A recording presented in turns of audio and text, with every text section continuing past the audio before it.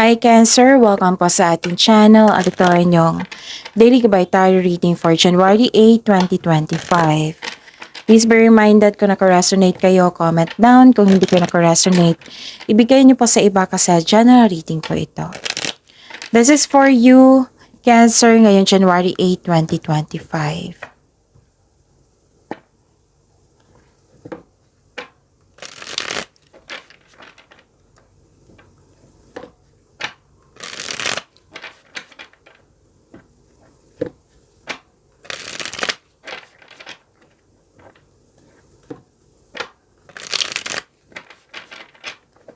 Para po ito sa inyo, Cancer, ngayong January 8, 2025. Maraming salamat po sa inyong patuloy na suporta at maraming salamat din po sa mga hindi nag-skip ng ads. Gamitin ang reading na ito bilang gabay lamang sa mga hindi pa nag-subscribe. Subscribe na po kayo at click bell notification para malaman nyo na may bago tayong video. Para sa mga gustong magpa-reading po, may lumabas dyan sa screen nyo ngayon. Panoorin niyo po at sundin ang instruction. Calling the attention sa mga suki ko dito na Cancer. Open na po inyong monthly Gabay Tarot reading for January 2025. May 6 months from now reading tayo at love life reading po. So message me, Cancer, for schedule. Maraming salamat po. Spirits Guide, mga ganap pa para kay Cancer ngayong January 8, 2025. I need 3 cards po.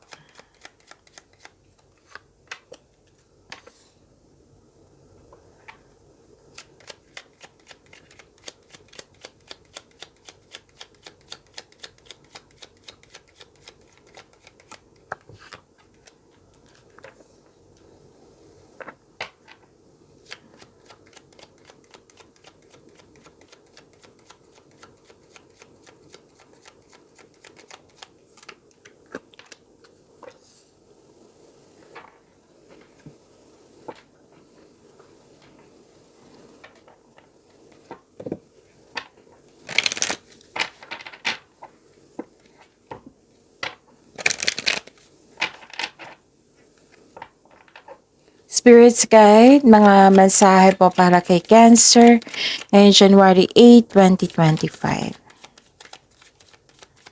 I need 2 cards po.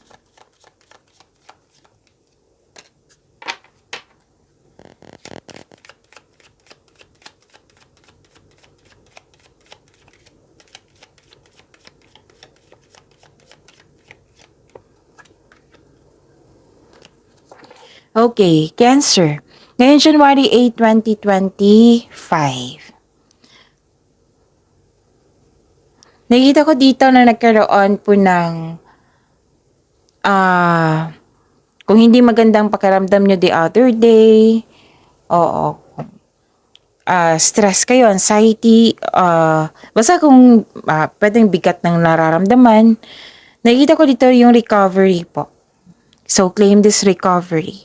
At nakita ko rin dito na nag-connect kayo sa nature, ang ilan sa inyo, nag-grounding, at may grupo ng tao dito na buong suporta sa iyo.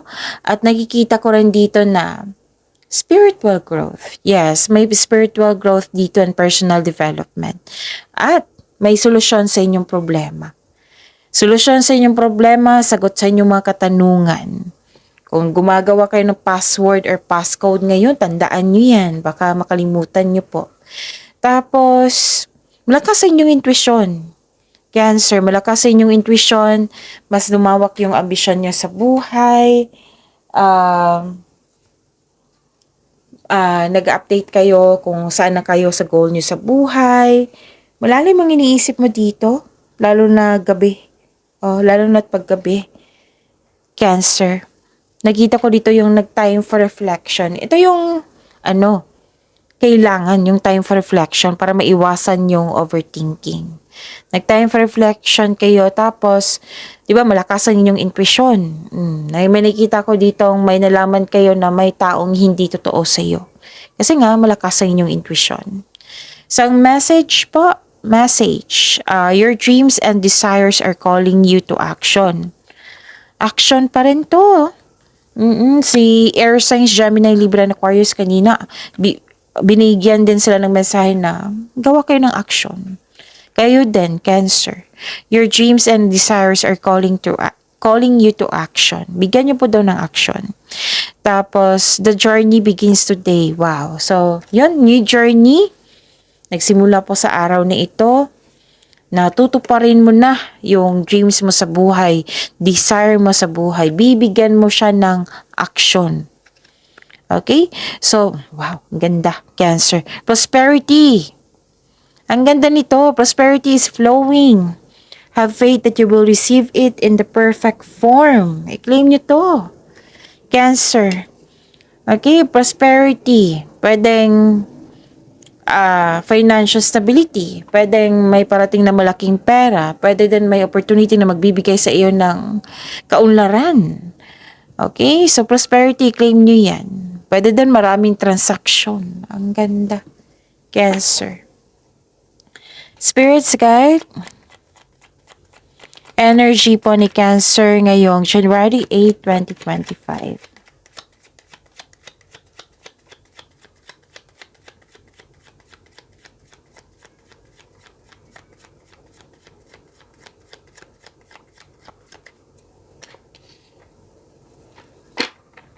And the clarification of this card po.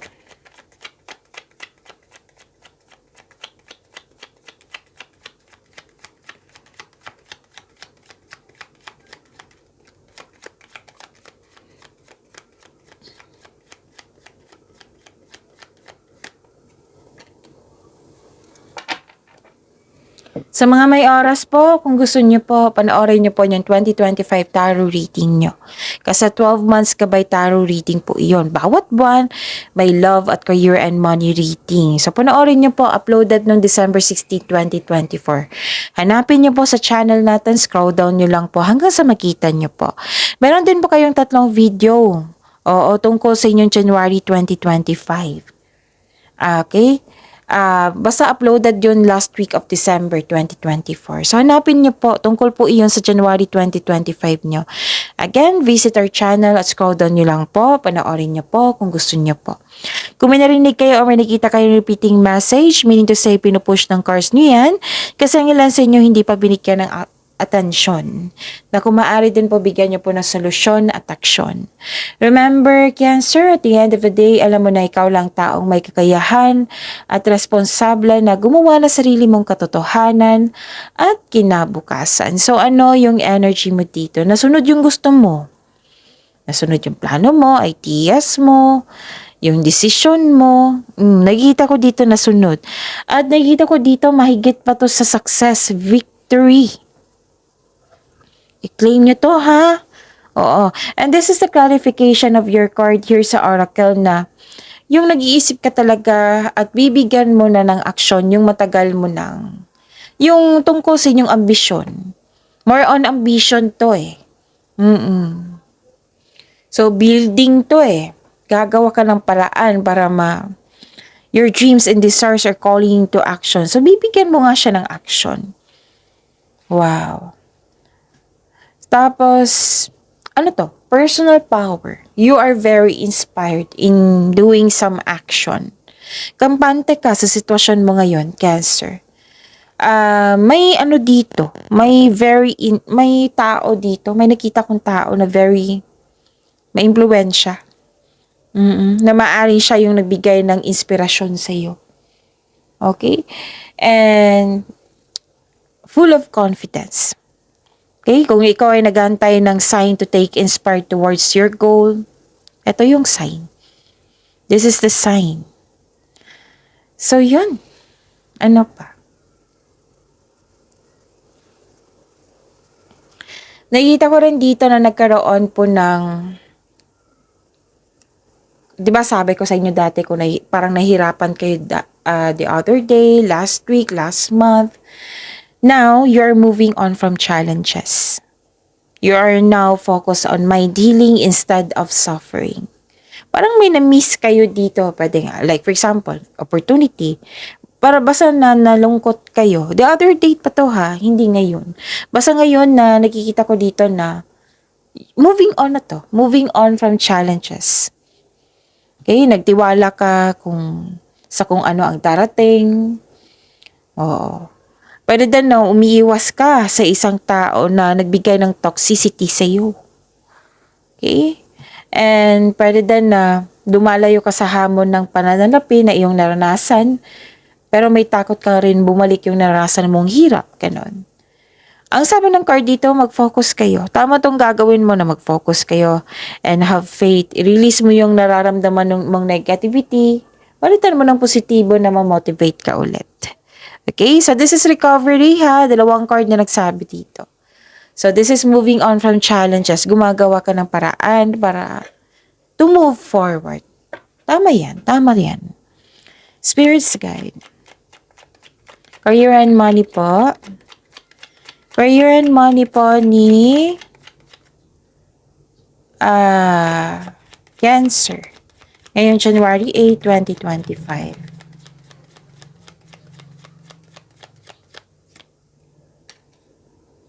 And the clarification of this card po.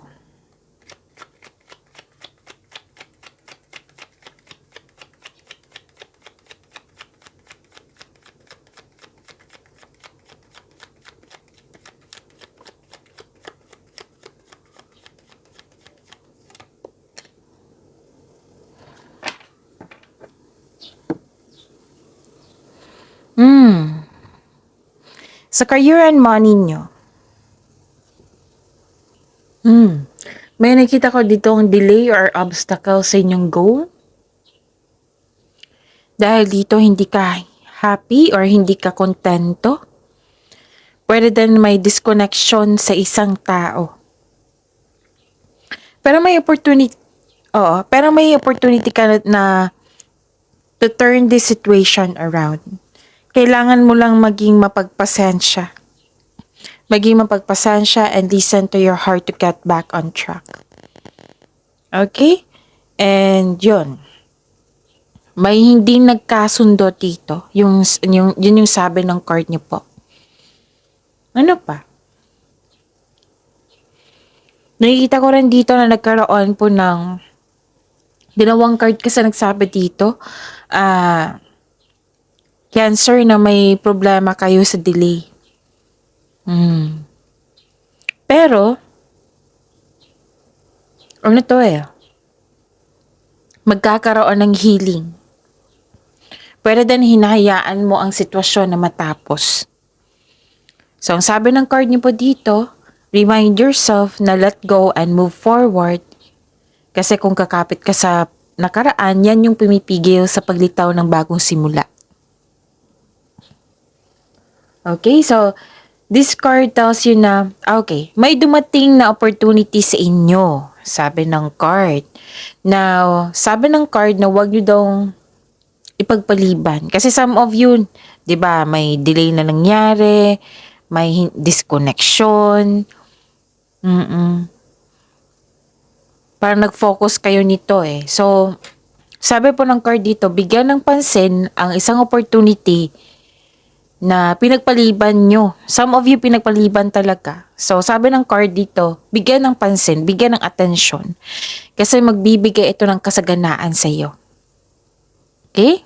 Huwag nyo daw ipagpaliban. Action ay kailangan dito. Action to, bigyan ng action. Your dreams and desires are calling you to action. So, ito, action din ito. Okay? So, yun. Kasi parang some of you hanging on the past sa mga nangyari. Kapit ka pa sa nakaraan na nangyari na. So, ang sabi ng card dito na tama yung gagawin mo dito na magkakaroon ng healing. Na or nag-move, parang hinahayaan mo sa isang sitwasyon na matapos. Okay? So, kailangan talagang pag-let go dito at pag-move forward. Huwag talagang ipagpaliban yung binigay sa inyo na isang opportunity. Anong opportunity ito, Miss Jav? Yan yung usually makikita ko sa comment section. Itanong nyo po sa inyong intuition. Kung hindi nyo pa alam kung paano mag-connect sa inyong intuition, i-search nyo po sa Google kasi maraming paraan yan on how to connect to your intuition. Okay? So, itanong nyo po.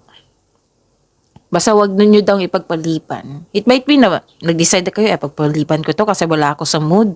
Ganon. Pagpaliban ko to kasi wala ako sa mood kasi may naalala ako sa nakaraan. Kaya nga, binigyan kayo ng mensahe, di ba? Naghingi ng mensahe, binigyan kayo ng mensahe na your dreams and desires are calling you to action. Action, action. Okay? So, yun yung sabi ng card nyo. Ano pa?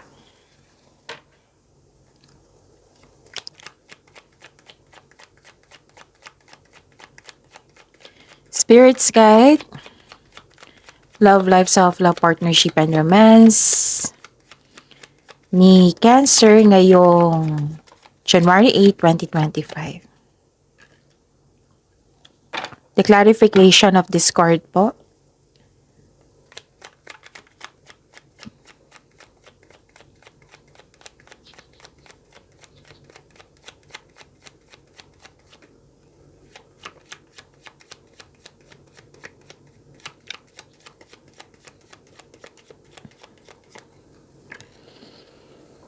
Okay. Maraming salamat po sa patuloy na tiwala at suporta sa ating channel at maraming salamat din po sa mga hindi nag-skip ng ads. Okay.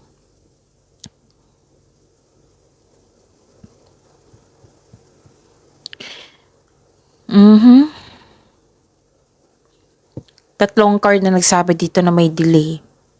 Delay sa plano, delay sa travel, delay sa paglilipat. Pwede din na may ganap na may bumalik galing sa nakaraan. Pwedeng kayo, pwedeng may literal na bumalik na tao na galing sa nakaraan.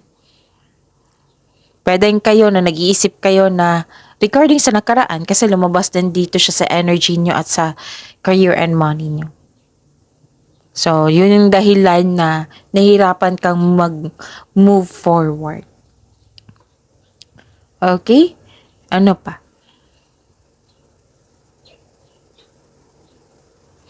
Nakikita ko rin dito na nagkaroon po ng burnout, lack of self-confidence. Parang nasabi nyo dito, sobra na to. Tama na, sobra na. Ganun. Be confident. Huwag nyo hayaan na mas mangibabaw yung takot na nararamdaman mo. Kailangan mo ma-overcome yan, Cancer. Okay? So, it's time to step out sa comfort zone nyo if you're serious about your growth. Pwedeng may problema sa pera, sa ipon, or nawalan kayo ng gana sa connection sa isang tao. May aalok ng tulong, may kakausap sa'yo. Oo. Pero ayaw mong kausapin or ayaw mong tanggapin yung tulong niya. Pagod kayo dito, Cancer. Pagod na nawalan kayo ng gana. Ganun. Ang sabi ng card dito, kailangan nyo daw magpahinga. Kaya nga may nakita ko ditong time for reflection dito. Oo. Pahinga din yan eh. Sa time for reflection po, may pahinga dyan. Hindi lang awakening, hindi lang sagot sa inyong problema, kundi na makapag-rest ka niyan. So, yun. Allow yourself, sabi ng card niyo po, allow yourself na mag-rest para ma-re-energize ka at ganado ka na ulit sa pagbalik mo. So, don't push yourself so hard. Okay? So, claim this recovery. Sa pagbalik mo, re-energize ka na. Ma-overcome mo yan. Mag-focus kayo sa prosperity, sa victory, solusyon sa problema, recovery. Yan. Mag-focus kayo dyan. Pagyamanin nyo yung mga blessings na binigay sa inyo. Okay? Ma-overcome mo yan. Lahat naman ng challenges po, may aral po niyan. Okay? Kahit hindi na natin maintindihan, may aral talaga niyan. I-analyze nyo. Okay? So, yun. So, that is your reading. Cancer, please like, subscribe, and click bell button for notification para updated po kayo sa daily tarot reading natin. Maraming salamat po.